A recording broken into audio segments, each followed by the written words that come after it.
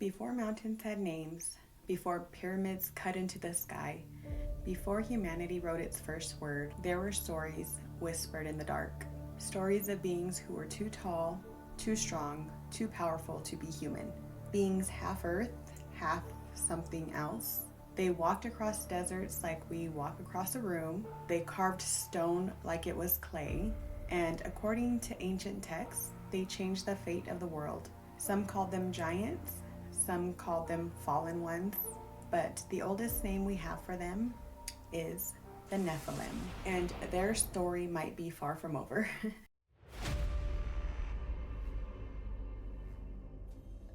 Welcome back to Jess Curious, the podcast where we explore the mysteries and legends, whispered conspiracies that sit right on the edge of our world, and maybe even inside it. I'm your host, Jessica, and today we're diving into one of humanity's oldest, strangest, and most forbidden mysteries, a story of giants, fallen beings, divine rebels, and the possibility that they never left. Today we're talking about the Nephilim. These beings have sparked fear, fascination, and endless theories for thousands of years, from the Old Testament to the deserts of Qumran, to modern mountains where people are still reporting sightings today. So get comfortable, turn down the lights, because what you're about to hear stretches across ancient scriptures, lost civilizations, and the possibility that giants once walked the earth and may still walk it now. To understand the Nephilim, we have to start with the oldest surviving story of humanity, the Book of Genesis. Tucked inside this ancient text is a passage that reads like something out of a supernatural thriller. The sons of God saw the daughters of humans were beautiful, and they married any of them they chose. In Genesis 6:1 through 2, and from that union came the Nephilim, often translated as giants, sometimes as fallen ones, massive beings, men of renown, heroes of old. But were they heroes or something else entirely? According to some ancient writings, especially the Book of Enoch, these weren't ordinary men. The sons of God were divine beings, watchers who rebelled, crossed forbidden lines, and produced hybrid offspring with supernatural strength and size. These offspring, the Nephilim, supposedly grew so powerful and corrupt that they helped trigger the Great Flood. And here's the kicker. Genesis says the Nephilim were on the earth in those days and also afterward. That little phrase is the reason we're still talking about them today. If they were here before the flood, who were the giants seen afterward?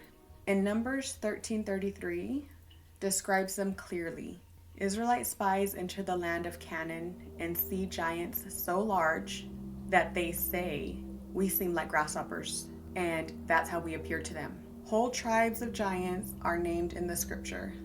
The Anakim, the Emim, the Rephaim, and then there's the most famous giant of all time, Goliath, a warrior over 9 feet tall, described wearing armor heavier than most men could even lift. The Bible treats these beings not as legends, but as enemies, opponents, leftovers of something ancient and powerful. But where did they come from? And where did they go? If you look at Genesis 6, the timeline is wild. The Nephilim appeared just before the flood, as if something catastrophic had to wipe them out. But then, after the flood, they show up again in Canaan. So either A, the bloodline survived through one of Noah's family members, or B, the sons of God came back.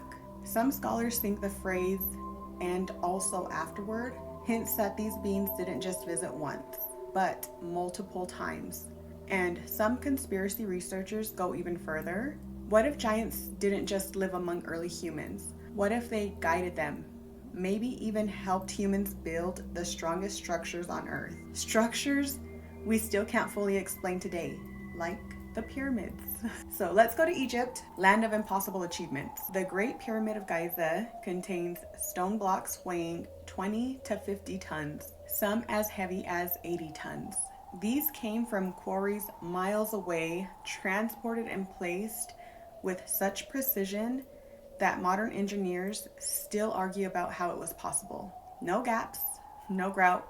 Some blocks are so perfectly cut, you can't even slide a credit card between them. Even today with machinery, lasers, cranes, replicating the Great Pyramid with the same precision is nearly impossible. So the question becomes, how did ancient humans do this with copper tools, wooden sleds, and manpower? Some researchers believe maybe they didn't. There are frescoes in Egypt showing giant-sized workers towering above others guiding construction. Are these symbolic, misinterpreted, or historical? Then there's the kicker. Pyramids appear all over the world. Egypt, Sudan, Mesoamerica, China, Indonesia, even underwater, near Japan. Different cultures, different time periods, same shapes, same orientation to the stars, same advanced mathematical ratios. Did they all get this knowledge from the same source? Were giants the Nephilim, traveling the world as ancient architects? Now let's talk physical evidence. Throughout North America, South America, Europe, and the Middle East, skeletons measuring 7 to 12 feet tall have been reported across the last 200 years.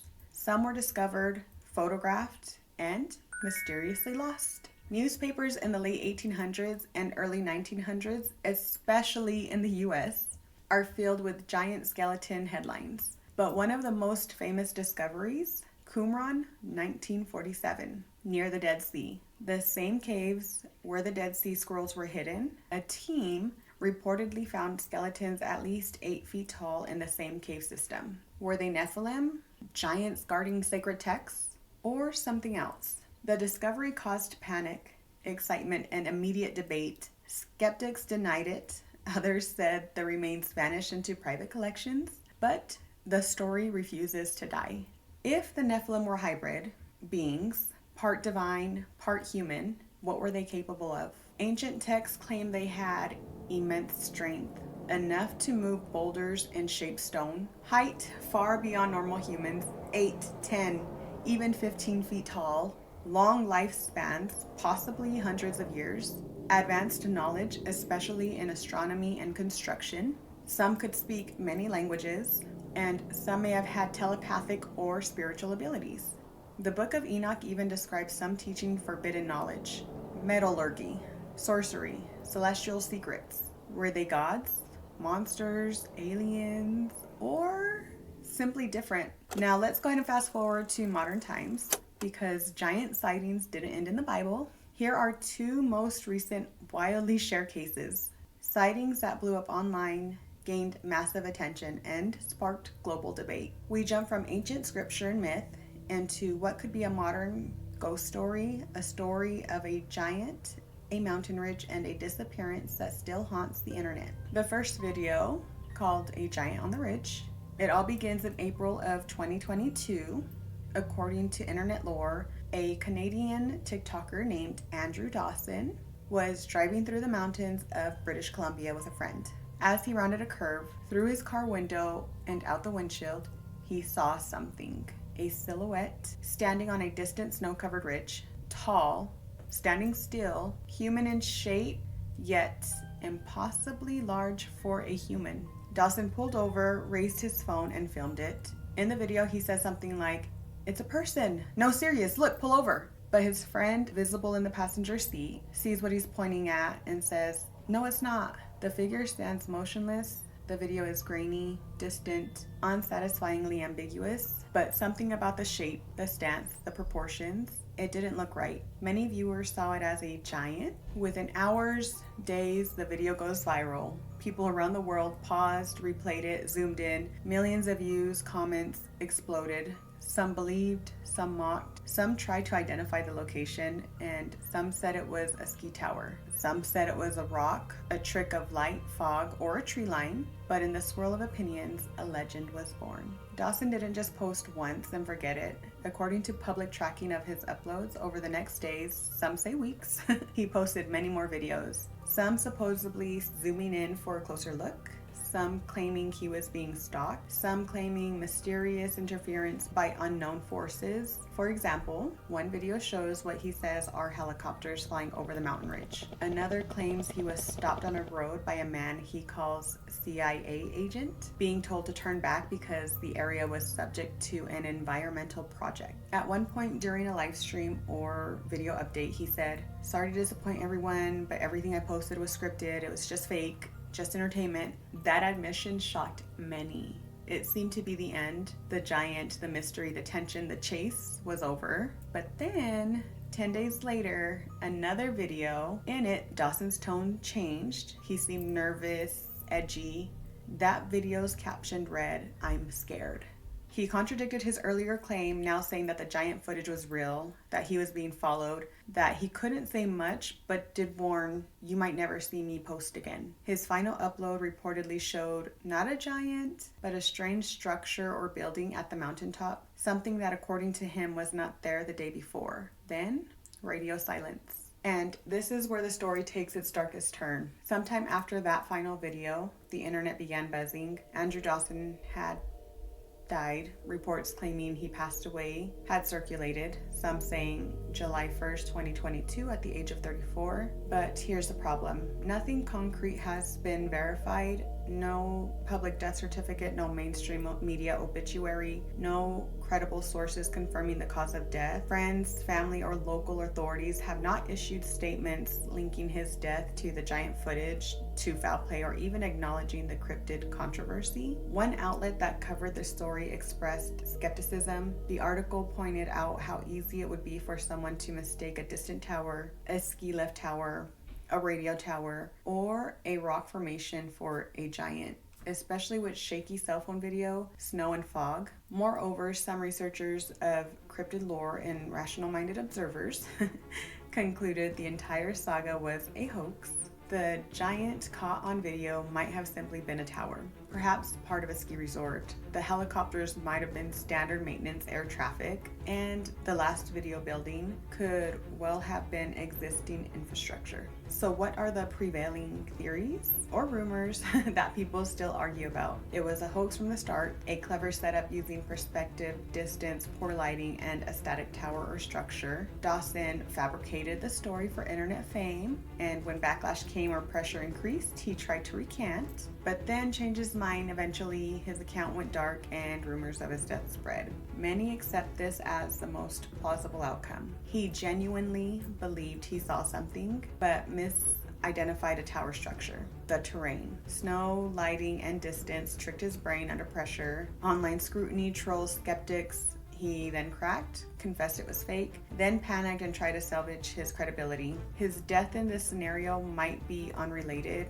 maybe mental health issues, accident, or something else entirely. He saw something real, extraordinary, and forces, governmental or otherwise, tried to intervene. This is the version conspiracists favor. Giant, maybe even pre-human, paranormal, or cosmic, on the mountain. The CIA intervention, helicopters, followed by a silencing of the witness. They point to abrupt silence, conflicting statements, and online rumors about suspicious death as evidence. It's an unsolved mess, and we can't know for sure with no verifiable proof of a giant and limited credible information about Dawson's alleged death. The whole story remains ambiguous. Maybe we're chasing shadows on a ridge, maybe the ghost of a legend. And this story matters not because we know for sure a giant stood on the snowy mountain, but because it taps into something primal inside us. The longing for wonder, the hunger for mystery, the fear that we might not be alone, the knowledge that our world may be deeper,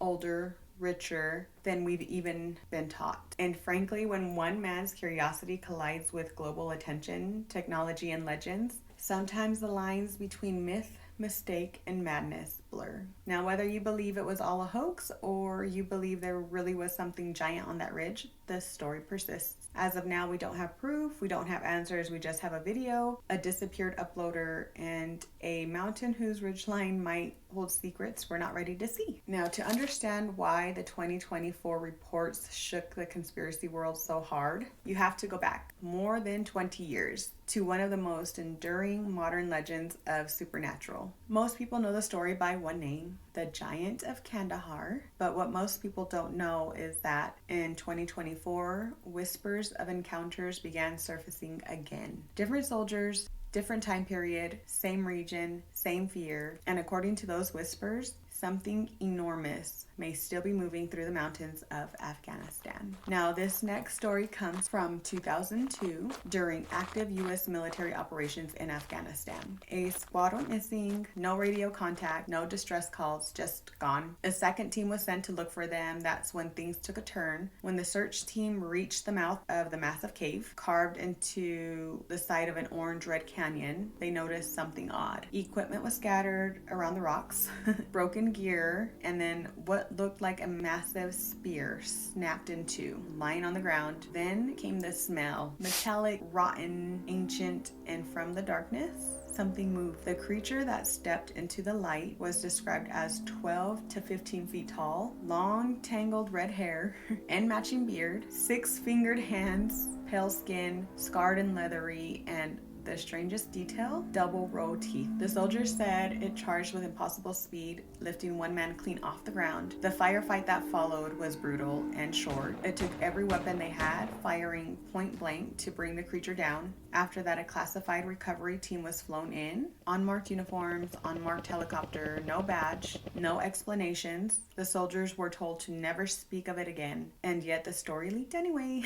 Whistleblowers, interviews, fragments online. Most people dismissed it as military folklore, a campfire story from the battlefield, but then, 22 years later, an anonymous Marine using encrypted messaging, contacted a paranormal researcher with a simple message. It's happening again. He said he wasn't stationed in Kandahar, but in a remote mountain region not far from where the original story supposedly took place. At first, everything felt normal, routine patrols, cold nights, endless ridgelines, but then strange things started appearing. Enormous footprints. The Marine claimed his unit found footprints in dried mud after a rare rainstorm. Each print was nearly 3 feet long, deep enough to suggest hundreds of pounds of weight, with visible toe marks too large to belong to any known animal in the region. Their guide, who was a local who rarely spoke, saw the prints, turned pale, and refused to continue up the trail. He said something in Pashto they didn't understand. Later, their interpreter told them it meant this path belongs to the tall ones. Villagers in the area reportedly warned soldiers to stay away from certain mountain caves. According to the Marine, they called them forbidden mouths of the earth, not because of superstition, but because people truly went missing near them. One cave in particular had strange features.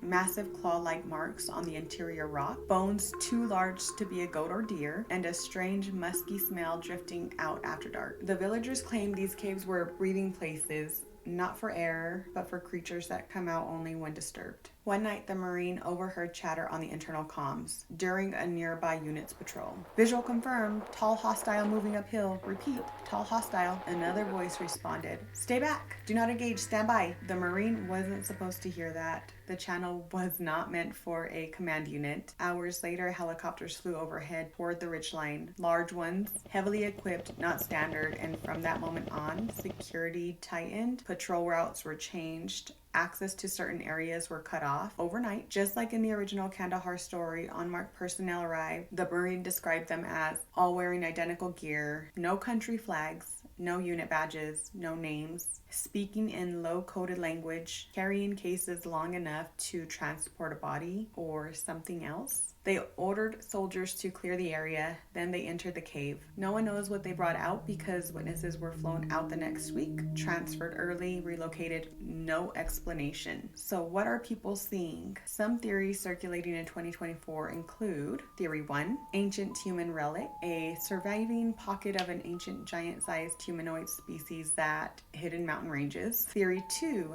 military genetic experiment, a classified program creating biologically enhanced against soldiers. The public giant story used as misdirection. Theory 3, interdimensional or mythic entities, creatures similar to those described in ancient Near Eastern and biblical texts, resurfacing in remote regions. Theory 4, battlefield myth, stress, fear, and isolation causing stories to evolve and repeat over time. But the Marine insisted he wasn't imagining anything. He said, "We weren't scared of the enemy, we were scared of the mountain." And the most chilling part, when the researcher asked the Marine if he thought the giants were violent like the 2002 story, he responded with something unsettling. "They aren't hunting us. They're watching. They've been here longer than we have." And then his messages stopped. No explanation, no goodbye, just silence.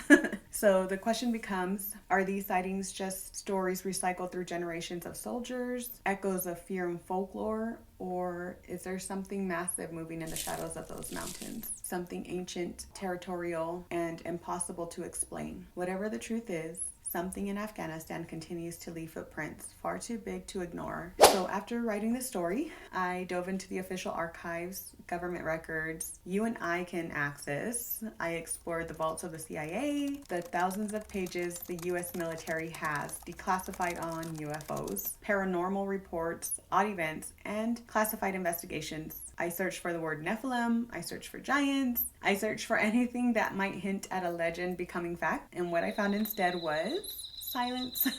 There was a 2019 FOIA request submitted titled simply "Records Pertaining to Giants or Nephilim." The request was logged, then almost immediately denied. The agency said plainly that no such records exist under their purview. In other words, no files, no photos, no recovered skeletons, nothing. That emptiness echoes louder than any unverified video or grainy photo ever could. An absence in a declassified archive does not just suggest the presence of concealed information, it also suggests that certain narratives are probably more suitably considered as myth rather than historical record. Sometimes oblivious is bliss. So if giants existed and might still exist, where would they be? Researchers point to 4 possibilities. 1, an underground cave system. The US alone has thousands of miles of unmapped caves, especially in the Appalachians.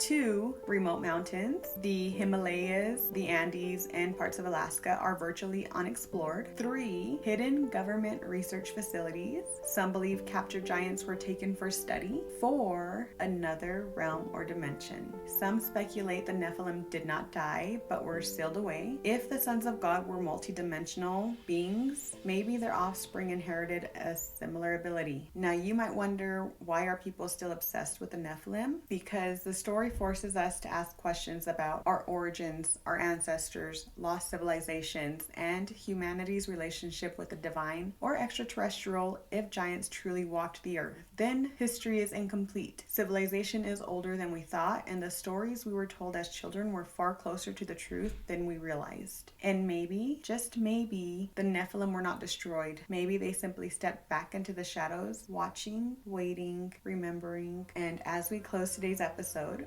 whether you think the Nephilim were fallen angels, ancient giants, lost civilizations, or symbolic myths, their story endures because it whispers to something deep inside us. The sense that our world is bigger, stranger, and more magical than we've ever been allowed to believe. And now, as always, let's end with your weekly affirmation, a grounding reminder as you move into your week. I welcome the unknown with courage. I explore the mysteries with an open heart, and I trust that truth reveals itself in perfect time. Thank you for listening to Jess Curious. Stay curious, not furious. Stay open-minded, and I'll see you in the next episode. Bye.